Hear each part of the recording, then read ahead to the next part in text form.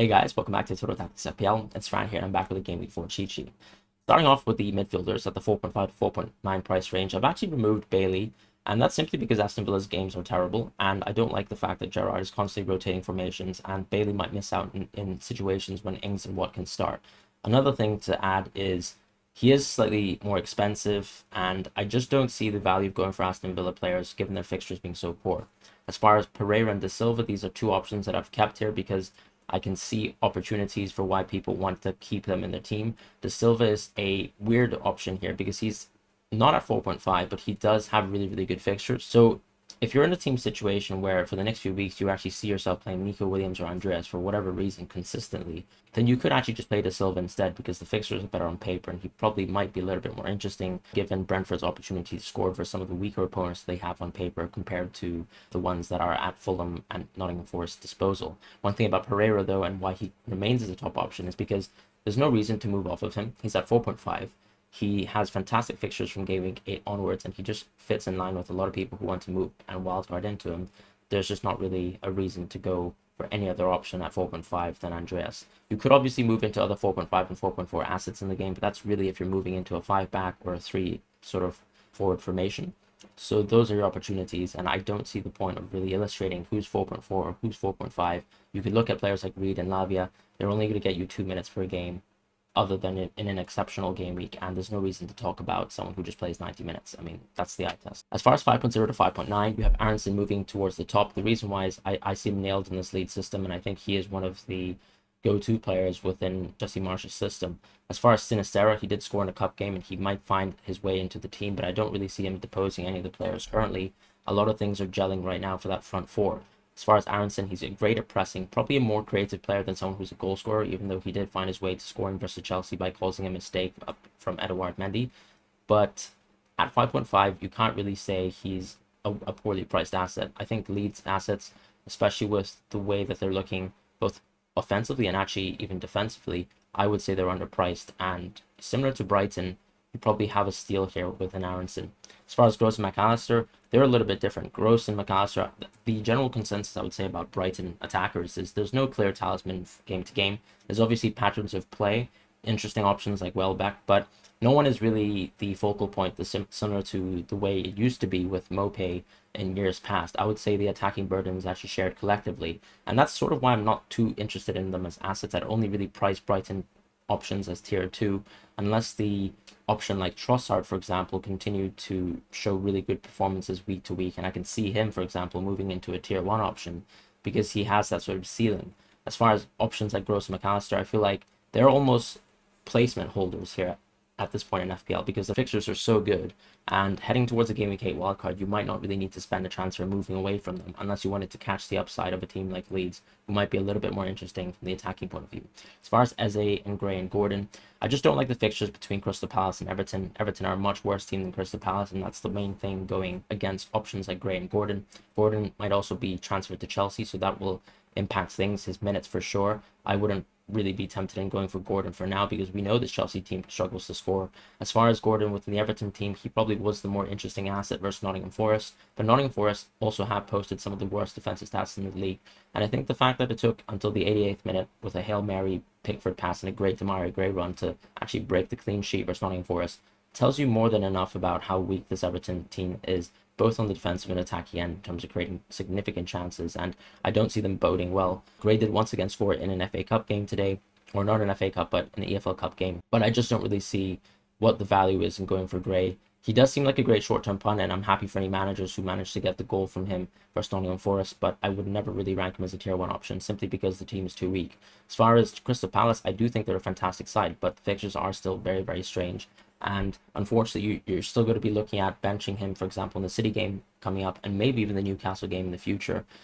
I do like the Brentford and Man United games, and I do like Crystal Palace as a team overall. I actually think they are a very consistent and probably will finish within the top half and maybe even have a chance to go towards Europe. I'm expecting Zaha to have a standout season this year, and Eze is going to be one of the key reasons for that. He is a very creative piece, a very technical and direct piece as well, and someone who has really good link-up play. So for me, I see Eze as an option in the future, but not one that I would definitely put in the tier 1 for now, just because the fixtures aren't there yet. As far as Neto, Podence, and Almiron, interesting, but for different reasons. Neto and Podence are probably the ones that most caught people's eyes early in the preseason because Wolves fixtures are still good. You can see them now. They're still on a good run, and they pretty much had a good game week 1 to 8 set of fixtures, with exception to Tottenham and then Liverpool at game week 8. What I don't like about Neto and Podence is I do think Guedes might be the better option overall. And simply put, Neto and Podence haven't put in the numbers, and nor have Wolves as an overall attacking unit in terms of being able to create significant chances.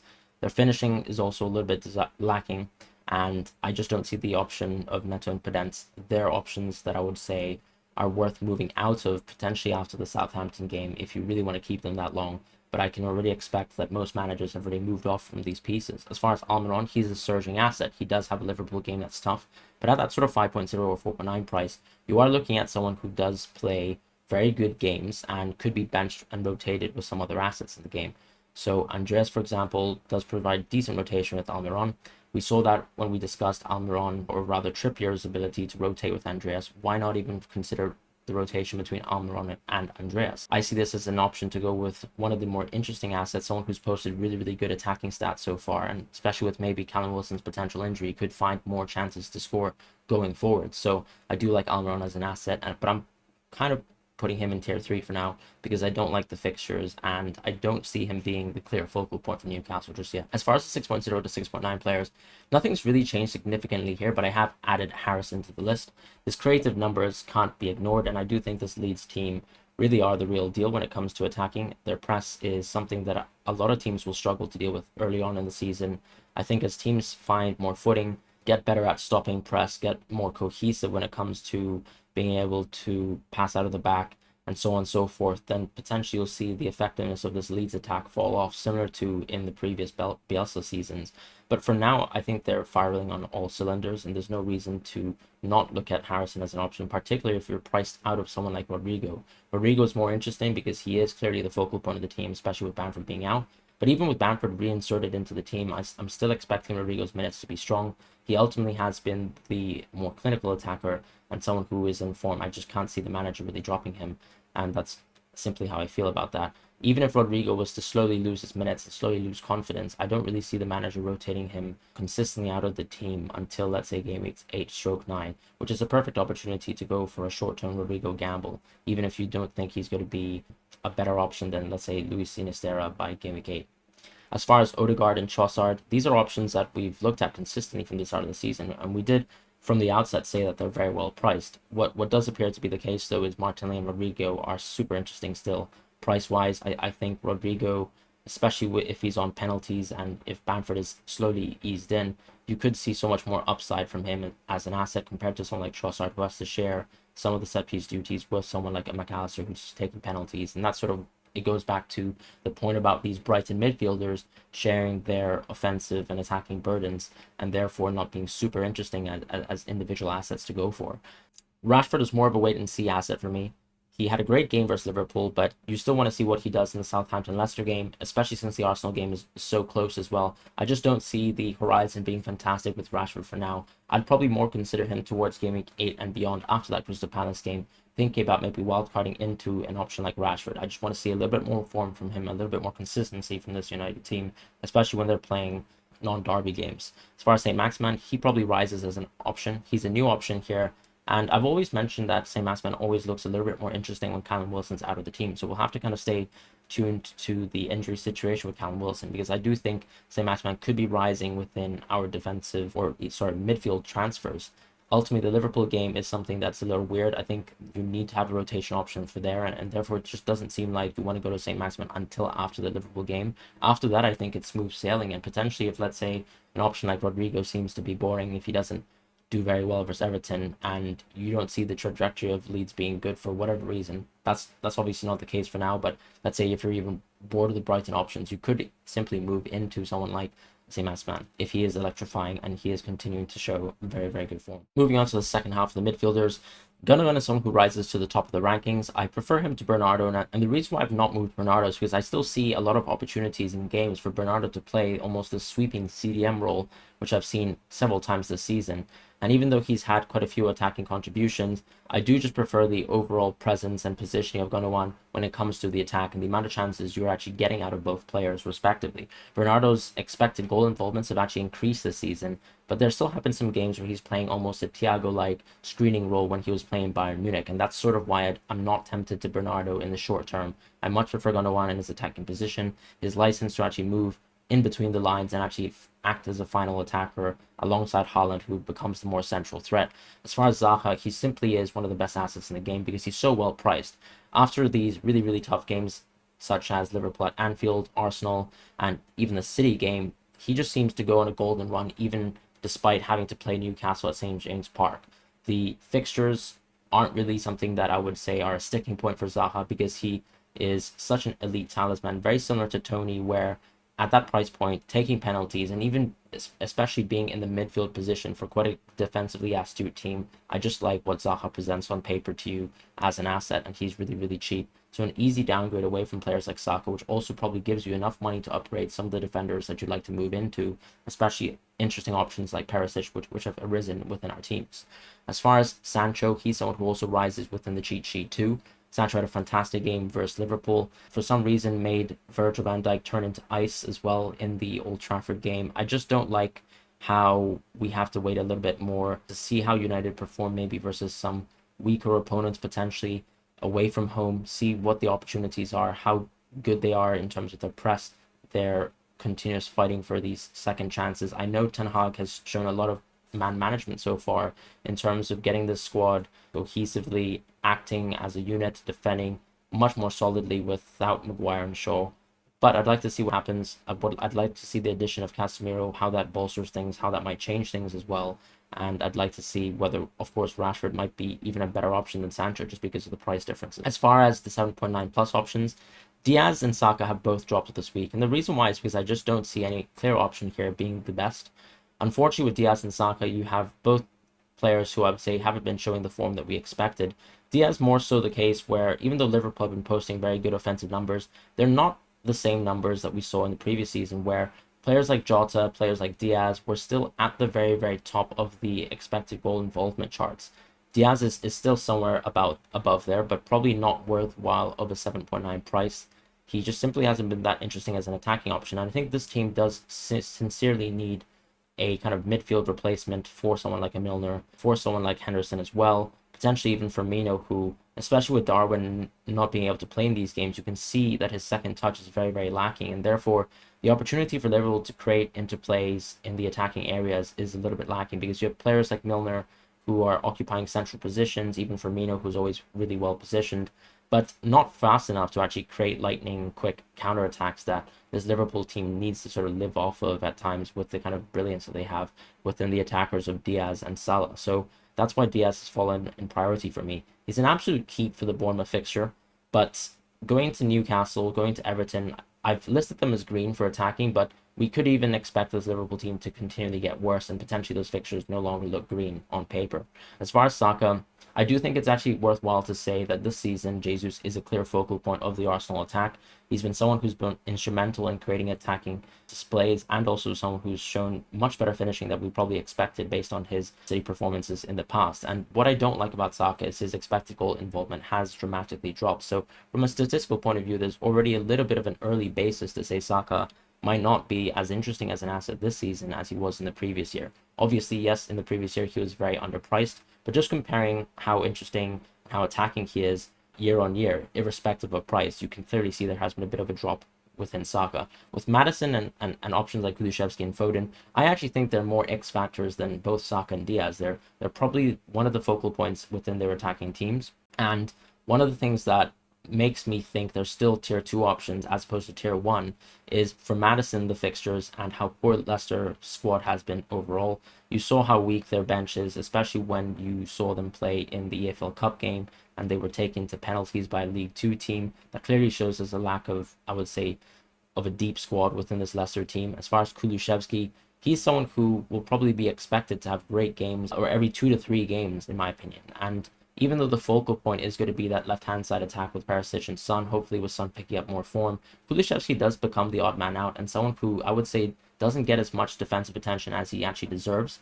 And because of that, he will find himself in pockets of space where he can find opportunities to actually feed perfect crosses through, and even great finesse shots from his sort of open spaces. So I like Kulusevski because of how much pressure options like Kane, options like Son, options like Perisic draw away from defenders, which allows for Kulusevski to do extremely well. And we know he's extremely gifted with his left foot.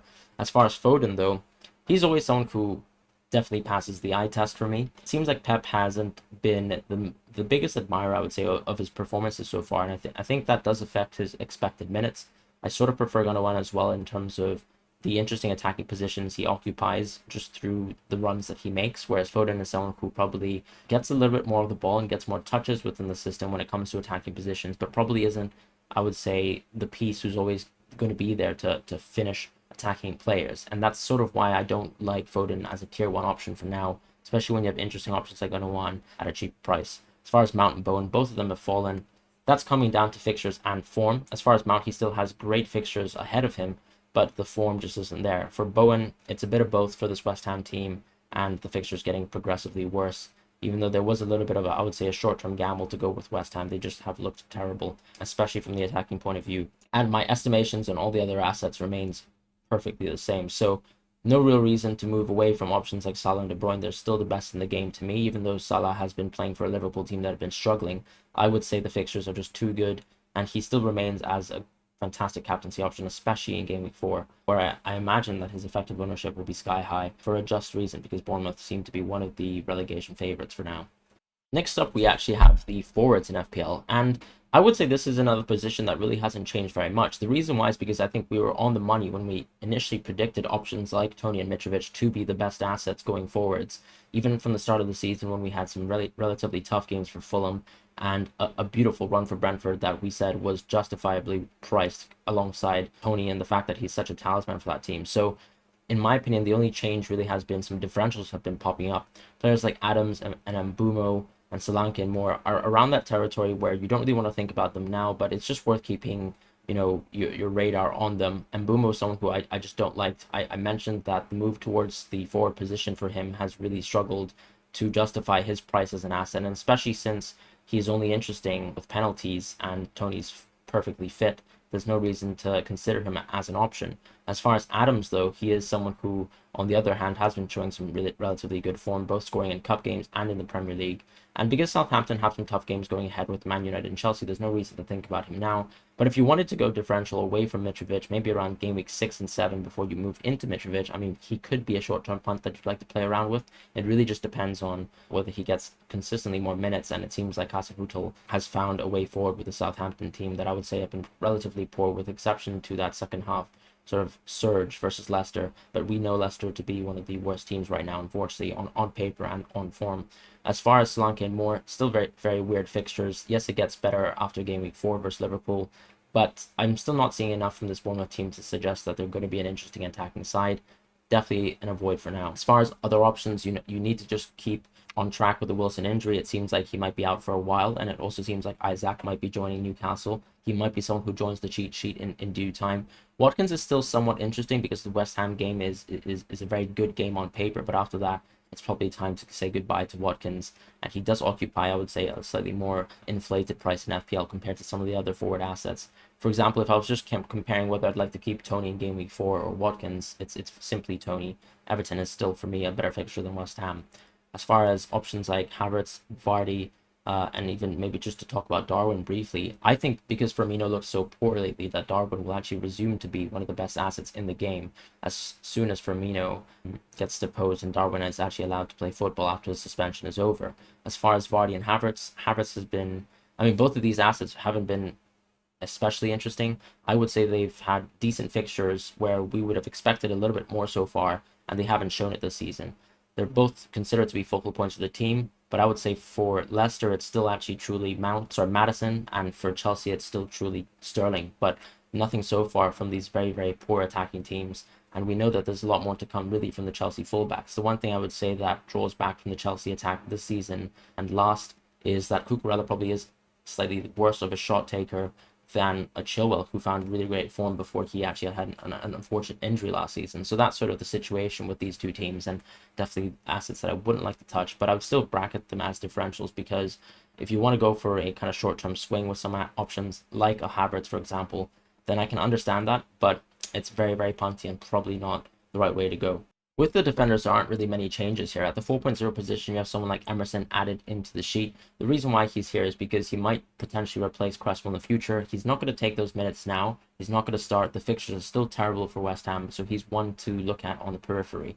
As far as Saliba and Dunk, the reason why I've risen them to the top, Saliba obviously was a great option already previously in the last week, but Dunk has risen to match to the level of Saliba because both Brighton and Arsenal have posted fantastic defensive numbers. And I just think when you're projecting into the future, the Man United game is probably a tougher game on paper than the Fulham one, so therefore the Brighton, I guess, horizon up until game week 8/9 seems a little bit more interesting when it comes to the defensive numbers versus a Brighton side who are equally as good. I would say Brighton are probably posting numbers as if they were a top 3, top 4 defense, and Arsenal so far look like the best defense alongside City. As far as Brentford, though, they are somewhere a little bit below that, and therefore I have to kind of rate them in the tier below. There's nothing really wrong with Brentford's fixtures. They're great.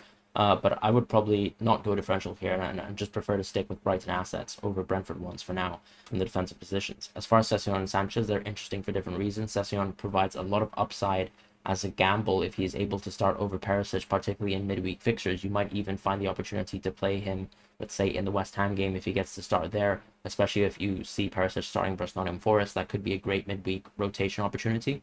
As far as Sanchez, he's someone who's been playing because Romero's been injured. But as far as I understand from Antonio Conte's press conference, it's actually a short-term injury. So I don't really see Sanchez keeping a spot in the team. But he is appealing at 4.4. As far as Dalot, he's the other option at 4.4 that calls to me right now. On paper, United have really good fixtures for Southampton and Leicester. Even though both these games are away games, the offensive numbers behind Southampton and Leicester have been so poor that I would actually suggest that these are great games to maybe even capitalize on a very, very short-term Dalot punt. The thing is, you probably don't actually want to do this punt. You'd probably only be forced into it if you have money in the bank and you're only looking for a transfer away from Nico Williams, and therefore these two games are great fixtures to have Dalot. But because Arsenal comes so quick and Crystal Palace comes equally as fast, I just don't really like the fixtures on paper for Dalot, and he's more of a tier 3 option for now. As far as the 5.0 to 5.5 options, you have pretty much the same cheat sheet as last week, with Perisic rising towards the absolute top. I think Perisic is probably going to start again versus Nottingham Forest, and he simply looked like the best defender so far, and that's because he's playing almost as a left winger. And we know that Nottingham Forest have posted really, really poor defensive numbers, especially on that right side flank for their own team. So that is a great opportunity for Perisic to continue with his really surprisingly great attacking form. I mean, he's posting outrageous numbers right now. The expected assist numbers are almost double of anyone else in the league, and that's probably because he's played less minutes, but also because he's really passed the eye test for me with flying colours. And as someone who's also able to be on set pieces for Spurs at times, especially with Son out, I think Perisic is a fantastic option. Ake unfortunately has succumbed to injury, Romero succumbed to injury, and Dyer, I just don't really love the price point for him. But if you do really back that Spurs defense, I guess you could go into Dyer. The only issue is you have someone like Cucurella who has great fixtures on paper and could potentially play left wing back at some games, even though he might be playing left center back this game versus Leicester. So that for me is the upside that Cucurella has that Dyer doesn't really have. And then Emerson is definitely in much less attacking positions, even though he's consistently been starting. I've removed Doherty from the cheat sheet, even though he's actually dropped all the way to 4.7 for now. It just seems like there's something behind the scenes that I'm not really seeing. I guess he's still injured and still struggling to find fitness, and Conte doesn't really back him for now. So Emerson's locked down that spot, but he's definitely not someone who passes the eye test with flying colors like Perisic does. Trippier, unfortunately, still has weird fixtures, but I've had to rise him because he's someone who can get you points from every sort of possible opportunity. We see how deadly he is as a set piece taker. We've seen, I think, 3 goals scored in 4 direct free kicks so far for Trippier, and barring his injury, he probably was going to be one of the most interesting assets to end the season last year. So Trippier, with exception to, I guess, the Anfield game, has still great fixtures on paper. I'd probably only go for one gamble between Perisic and Trippier. If you own 2 of these assets together, I guess it might provide you with some short-term upside, but I think, especially with the midweek fixtures and the rotation necessary for the Liverpool game, you probably don't want to have both of these assets. It's probably one or the other for me, and for now I'd probably side with Perisic, but Trippier is someone who you definitely want to look at around game weeks 7/8 and going forwards. As far as the 5.5 options, I haven't touched anything other than dropping Robertson.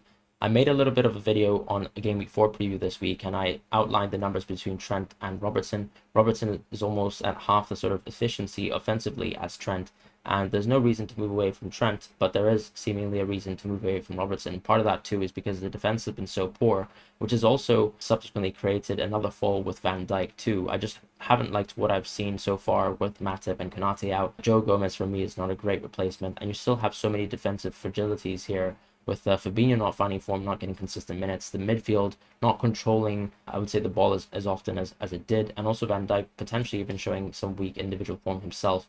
As I said, I can't really understand what he was doing for Sancho in the first goal. So that's pretty much how the defenders stand. I do think there's a little bit of a short-term upside gamble. Chilwell this week, maybe he could play Leicester and find his way back into the team and solidify that starting spot at left wing back once more, but he just seems a little bit too costly a gamble to go for. So that's how things stand for the defenders. As far as the keepers, nothing much has really changed in this cheat sheet other than Messi actually rising. And the reason why is because Messi has looked really, really good so far with this Leeds team. I think we've had enough of a sample size to suggest that definitely not going to be as poor a defensive team as last season. But teams will adapt to the way that they're pressing and the way that they're holding the ball. And potentially you could also see Leeds be broken at times when they overcommit some players in attacking position. So it does remain to be seen whether some teams will be a little bit more clinical than Chelsea when they actually have moments where they're controlling versus Leeds. As far as someone like Henderson, he reminds me exactly of Meslier 2 years ago when this sort of Nottingham Forest team are posting such terrible defensive numbers, but just having a keeper who's making outrageous amounts of saves and could actually get you a lot of bonus points even in games where he loses his clean sheet. So that is the type of season that I think Henderson on paper has. As far as Sanchez and Raya, it's the same sort of discussion that I actually had about the Dunk versus Brentford, I guess, central back debate. So I see Sanchez as a tier 1 option and Raya simply as I guess the top of the tier 2. Pickford is still not really in my estimations because Everton are so poor. As far as Pope, he's risen to the top of the cheat sheet as well as an option as a 5.0. But for me, what I don't like about Pope is you have the Liverpool fixture. It does feel really weird to actually move into a 5.0 asset. I'd probably move into Trippier instead if I can at any one time. And Ramsdale still seems to be a great option, so there doesn't seem to be a necessary move or side grade move available to move out of Ramsdale. Yes, Mendy had an electrifyingly poor performance versus Leeds and an abysmal one, but I can't see the reason to move away from Mendy himself either. As far as the Leicester game, the Southampton game, these are two of the weakest attacking teams in the league. I mentioned that as a good reason to go into Dalot, and it's the same reason why you should probably keep some of your Chelsea defenders. If Mendy's your keeper, I think it's still a great keep, at least for the next 2 games. And maybe you can reconsider by West Ham United because there are great options like downgrading simply into Sanchez. So that's sort of my thoughts on the keepers, and Alisson unfortunately has dropped as well because of the same sort of thoughts and feelings on the Liverpool defence. They've been so poor because of the midfield injuries, the lack of Naby Keita, for example, to even control the ball, and just the really poor centre-back partnerships that we've seen so far with Matip and Konate not being present and available. And that's going to be the Game Week 4 cheat sheet. I hope you guys really enjoyed the video, and I'll see you guys in my team selection.